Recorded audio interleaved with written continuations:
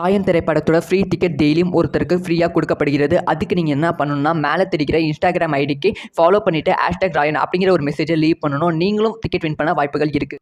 ராயன் திரைப்படத்தோட அடுத்தடுத்த அப்டேட் வெளியாகி இருக்கு. ரிலீஸ்க்கு முன்பே ராயன் திரைப்படம் பெரும் கலெக்ஷன் பண்ணியிருக்கு அப்படின்னு தான் சொல்ல வேண்டும். ஸோ இதை பற்றி டீட்டெயிலாக தான் பேச போகிறோம். ராயன் இந்த திரைப்படம் ஜூலை 26ஆம் தேதி ரொம்ப பிரம்மாண்டமாக உலகம் முழுவதும் வெளியாகிறது. இந்த திரைப்படம் தனுஷ் அவர்களோட 50வது திரைப்படம். ஸோ அதனாலே ரசிகர்கள் மத்தியில் பெரும் எதிர்பார்ப்பு இருக்கிறது. ஸோ இந்த திரைப்படம் பெருசாக ஓப்பனிங் இருக்கும் அப்படின்னு சொல்லி ரசிகர்கள் எதிர்பார்த்து காத்திருக்காங்க. ஸோ இந்த திரைப்படத்தோட ப்ரீ பிஸ்னஸ் மட்டுமே 160 கோடி ரூபாய்க்கு மேலே ஆகியிருக்கு அப்படின்னு சொல்லப்படுகிறது. இது தனுஷ் அவர்களோட கெரியர்லே அதிகமாக ப்ரீ பிஸ்னஸ் ஆன திரைப்படங்களில் இதுவும் ஒன்று அப்படின்னு சொல்லப்படுகிறது. இப்போ இந்த திரைப்படம் மொத்தமாக உலக அளவில் 3000 திரையரங்குகளுக்கு மேலே ரிலீஸ் ஆக போகிறது. அதனாலே ஓப்பனிங் பெருசாக இருக்கும் அப்படின்னு சொல்லப்படுகிறது. உலக அளவில் இந்த திரைப்படம் ஓப்பனிங் டே மட்டும் 40லிருந்து 50 கோடிக்கும் மேலே வசூல் செய்யும் அப்படின்னு சொல்லப்படுகிறது.